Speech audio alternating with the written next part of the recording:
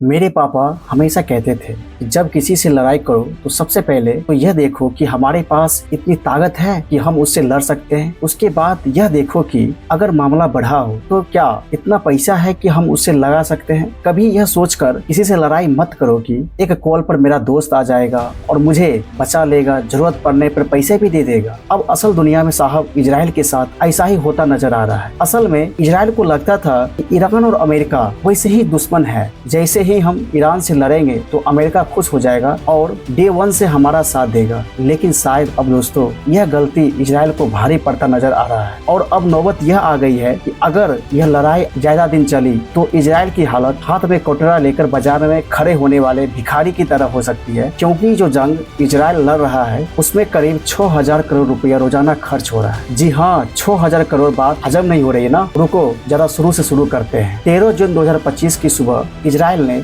200 fighter jets में Iran के अलग अलग शहरों में 300 से ज्यादा बम गिराए। एक ही झटके में ईरान के सबसे ताकतवर सेना IRGC के कमांडर इन चीफ हुसैन सलामी समेत 20 टॉप मिलिट्री कमांडर और 14 न्यूक्लियर साइंटिस्ट मारा गया। अगले ही दिन ईरान ने पलटवार किया और एक दिन में 100 मिसाइल दागी। क्लस्टर बम और सेजर जैसी हाइपरसोनिक बैलिस्टिक मिसाइल से इजराइल समेत पूरी दुनिया को चौंका दी। अब तक की इस जंग में करीब 9000 इजरायली घायल हुए हैं और अब तक 24 से अधिक की मौतें हो चुकी हैं। 14 जून को ईरान ने जवाबी कार्रवाई करते हुए 100 ड्रोन और 100 मिसाइलें से हमला किया और ईरान ने अलग अलग स्ट्रेटेजी अपनाते हुए पहले सस्ती मिसाइलें और ड्रोन दागे और इससे इजराइल के आयरन डोम पर दबाव पड़ा, क्योंकि ये एक बार में लिमिटेड मिसाइलें ही रोक सकती है। जब इजराइल का एयर डिफेंस सिस्टम कमजोर हुआ तो ईरान ने तकनीकी हाइपरसोनिक बैलिस्टिक मिसाइल से हमला किया, जिससे इजराइल के तेल अवीव, हाइफा और बेसवा समेत कई शहरों में भारी नुकसान हुआ। इसके अलावा साहब 19 जून को ईरान ने 20 बैलिस्टिक मिसाइल दागी, जिसमें एक क्लस्टर बम वाली मिसाइल थी। यह बम मिसाइल के कंटेनर में बंद होते हैं। लॉन्च के बाद कंटेनर हवा में खुलता है और इससे छोटे छोटे बम निकलकर एक साथ कई टारगेट पर हिट करते हैं। छोटे बमों को जमीन पर गिरने पर या फिर कुछ समय के बाद फटने के लिए डिजाइन किया जाता है, यानी यह बम हवा में ही फट सकते हैं और जमीन पर गिरने के कुछ देर या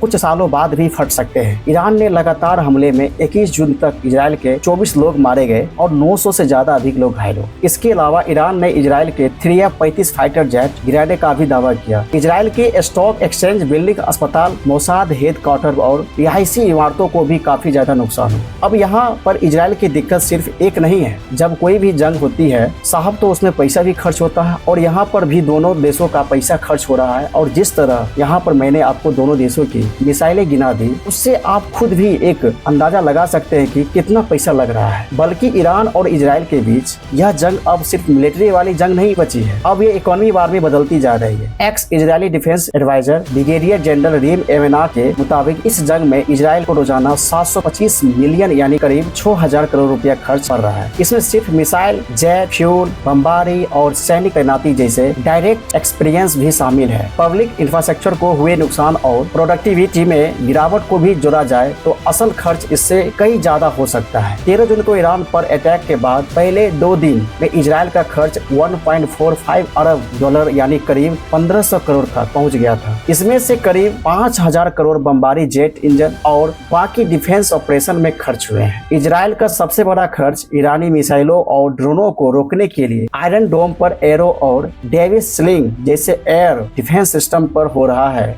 इजराइल हर रात 285 मिलियन यानी करीब 375 करोड़ सिर्फ इंटरसेप्शन पर खर्च कर रहा है। आलम यह है साहब कि इजराइल फाइनेंस मिनिस्ट्री ने 2025 में जीडीपी ग्रोथ रेट का अनुमान 4.3% से घटाकर 3.6% कर दिया है, क्योंकि इजराइल का डिफेंस बजट पहले ही गाजा के युद्ध में काफी खर्च हो चुका है। ऊपर से अब ये ईरान और आगे 2025 में पहले से ही तय बजट घाटे में। इजराइल के फाइनेंस मिनिस्टर ने 2025 के लिए जो बजट घाटे में लिमिट या तय की गई थी वो जीडीपी का 4.9% यानी करीब 27.6 अरब डॉलर था। लेकिन यह अनुमान ईरान के साथ नई जंग शुरू होने से पहले का था। ऐसे में अब इजराइल का बजट घटाकर भी अब बढ़ सकता है। और पर इन सब के बीच अमेरिका कहाँ गया? वो तो वो वाला दोस्त था दोस्तों जो जरूरत पड़ने पर पैसे भी देने वाला था। ऊपर से दोस्तों G7 वाले देश कहाँ गए? यूरोप कहाँ गया? क्योंकि पिछले जंग में इजराइल का साथ अमेरिका यूरोप ने दिया था। तो इस बार क्या हुआ? इजराइल को धोखा दे दिया गया। अमेरिका वाले अटैक पर भी आऊंगा, पर पहले थोड़ा पीछे चलते हैं और वक्त में 2006 में जब इजराइल ने हिजबुल्लाह और 2014 में हमास के खिलाफ जंग लड़ी थी तो अमेरिका और यूरोप ने हर तरह से मदद की। अमेरिका ने इजराइल को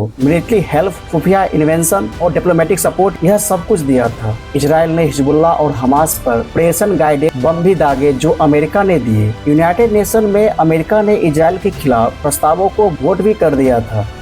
1950 से 2022 तक इजराइल ने अमेरिका से 35 बिलियन के हथियार खरीदे जो सऊदी अरबिया के बाद दूसरा सबसे बड़ा खरीदार बन गया। ब्रिटेन और जर्मनी जैसे देशों ने भी इजराइल को डिप्लोमेटिक सपोर्ट दिया और 2023 में जब इजराइल ने गाजा में हमास के साथ जंग शुरू की तो अमेरिका सबसे बड़ा सपोर्टर देश अमेरिकी हथियारों के दम पर इजराइल ने हमास को गाजा से उखाड़ दिया। अमेरिका ने इजराइल को करीब $30 बिलियन यानी 2.59 लाख करोड़ रुपए दिए जिसमें मिलिट्री भी ऐड था। अमेरिका ने F-35 fighter jets, ballistic missiles, air defence systems, गोला बारूद, टैंक्स और सैनिक भी दिए। जबकि साहब ब्रिटेन, फ्रांस और जर्मनी जैसे यूरोपीय देशों ने भी इजराइल को हथियार के खेप भेजी, लेकिन यह मदद अमेरिका के मुकाबले बहुत ही कम थी। हालांकि यूरोपीय देशों का इजराइल को भरपूर सपोर्ट था। 20 जून को डोनाल्ड ट्रंप ने न्यू जर्सी में पत्रकारों से बात करते हुए इजराइल इस जंग में फिलहाल आगे है, इसलिए इस समय युद्ध रोकने की बात कहना मुश्किल है। ट्रंप ने आगे कहा कि कोई युद्ध जीत रहा होता है तो उसे रोकना मुश्किल होता है। उन्होंने मना किया कि ईरान के साथ बातचीत चल रही है लेकिन जल्द कोई समाधान निकलेगा। कि इस उम्मीद में अमेरिका यह तय करने में थोड़ा समय लेगा कि वो इजराइल की सीधी मदद करेगा या नहीं। 22 जून की सुबह ट्रंप ने बताया कि अमेरिकी विमानों ने ईरान के 3 परमाणु ठिकानों पर बमबारी की। इसके साथ अमेरिका भी सीधे जंग में कूद पड़ा। लेकिन दोस्तों इससे इजराइल का नुकसान कोई कम नहीं किया जा रहा है। बीते 8 दिनों में ईरान में 657 लोगों की मौत हुई है और 2000 से ज्यादा अधिक लोग घायल हो चुके हैं, जबकि इजराइल में 24 लोग मारे गए हैं और 900 से अधिक लोग घायल हैं। भले ही इजराइल में ईरान के जितने बुरे हालात नहीं है साहब, लेकिन इजराइल इकोनॉमी मामले में ईरान से बहुत छोटा देश है।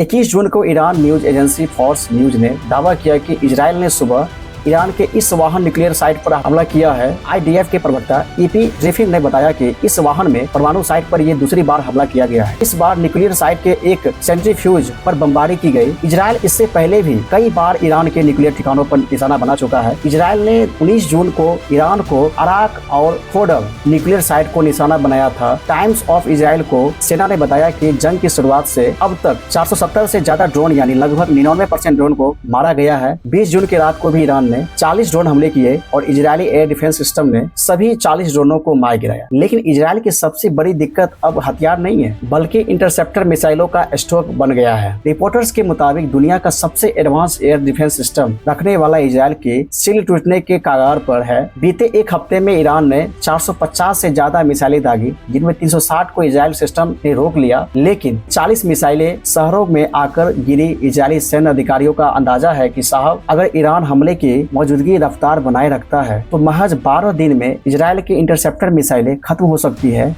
और इजराइल के ब्रिगेडियर जनरल रॉन कोचव ने भी कहा है कि यह चावल के दाने नहीं है, यह भी मिसाइल है, खत्म हो सकती है। अब ऐसे इजराइल के पास जो सबसे बड़ी दिक्कत है वो यह है कि इस जंग का वो खर्च कैसे उठाएगा, क्योंकि ईरान तो कहीं से कहीं तक जंग रोकने के मूड में नहीं लग रहा है। ऊपर से रूस और चीन के बयानों ने भी नेतन्याहू और ट्रंप की मुश्किलें बढ़ा दी है। दरअसल 20 जून को रूस के राष्ट्रपति व्लादिमीर पुतिन ने सेंट पीटर्सबर्ग में एक इंटरनेशनल समिट में कहा रूस ने अभी ईरान का साथ छोड़ने की कोशिश नहीं की है, बल्कि वो ईरान और इजराइल के साथ संतुलन रिश्ते बनाए रखने की कोशिश कर रहा है। पुतिन के इस बयान से दोस्तों साफ जाहिर है कि अब तक रूस ने मध्यस्थता का रुख अपनाया है। वो इजराइल के हमले का विरोध तो कर रहा है लेकिन ईरान का खुलकर साथ नहीं दे रहा है। 13 जून को पुतिन ने इजराइल और ईरान के साथ फोन पर बातचीत की और जंग खत्म करने की बात की। हालांकि 19 जून को रूस के विदेश मंत्री की प्रवक्ता मारिया जखारोवा ने कहा हम खास तौर पर अमेरिका को चेतावनी देना चाहते हैं कि वह इस मामले में कोई दखल न दे। ऐसा करना बहुत खतरनाक कदम होगा जिसके नुकसानदेह नतीजे हो सकते हैं। वहीं चीन का कहना है कि वह ईरान के साथ खड़ा है। चीन के राष्ट्रपति शी जिनपिंग ने कहा इजराइल का ईरान पर हमला करना गलत है। दोनों देशों के नेताओं को राजनीतिक तरीके से ये विवाद सुलझाना चाहिए। इजराइल को फौरन हमले बंद करने चाहिए ताकि हालात और न बिगड़े, जंग बाकी जगह में न फैले। अब रूस और चीन के इन स्टेटमेंट से इजराइल ग्लोबल स्टेज पर अलग थलग पड़ गया है, लेकिन वो ना तो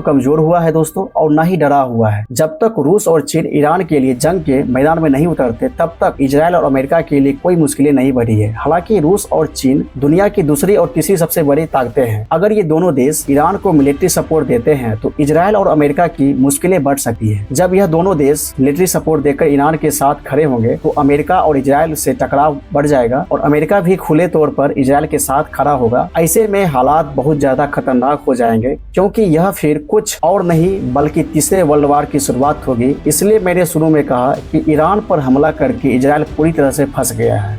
दो बातें उसे बढ़त दिलाएगी, पहली एडवांस मिलिट्री और दूसरी अमेरिकी सपोर्ट। हालांकि दोस्तों ईरान के तीव्र पलटवार ने उसे मिलिट्री, इकोनॉमी और डिप्लोमेटिक चुनौतियों के सामने लाकर खड़ा कर दिया है। क्योंकि इजराइल भले ही खूब चिल्ला कर यह कह रहा है उसने ईरान को न्यूक्लियर बम बनाने से रोकने के लिए यह हमला किया, लेकिन दुनिया की नजर में इजराइल के हमले को गलत माना जा रहा है। शुरुआती बढ़त के बावजूद इजराइल के लिए गंभीर जोखिम हो सकते हैं। अब अंजाम इस बात से तय होगा कि साहब की ये जंग कितनी लंबी खिंची है और इसमें कौन कौन से देश शामिल होते हैं। फिलहाल इजराइल के हालात यह है कि उसे अमेरिका के आगे फाइनेंशियल के लिए हाथ फैलाना पड़ सकते हैं। अगर ये जंग दोस्तों ज्यादा लंबी चली तो बाकी इस पर आपका क्या कहना है कमेंट में जरूर बताइएगा। और जाते जाते दोस्तों चैनल को सब्सक्राइब करते हुए जाए। Thank you so much and जय हिंद।